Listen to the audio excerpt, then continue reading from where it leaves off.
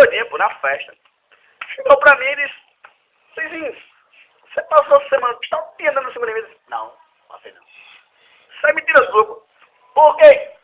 Ela disse que eu deixava as coisas subir e eu disse, olha, subir entendido, o problema é seu. Quem tem que entender é você. Quem tem que entender é ela. Se eu quisesse que você entendesse, eu não deixava subir entender, então tiro lá.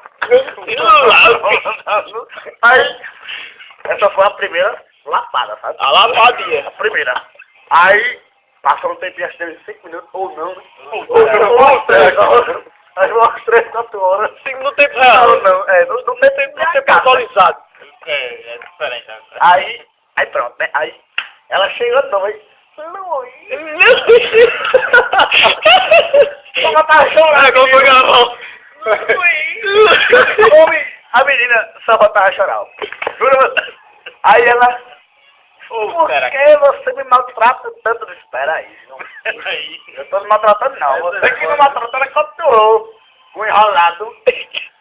Não, você tá me maltratando, você passou a semana me dando corda, desse homem lá, uma porra, pelo amor de Deus, ó.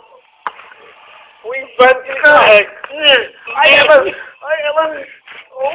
Tá sentindo. é homem, sério, boy.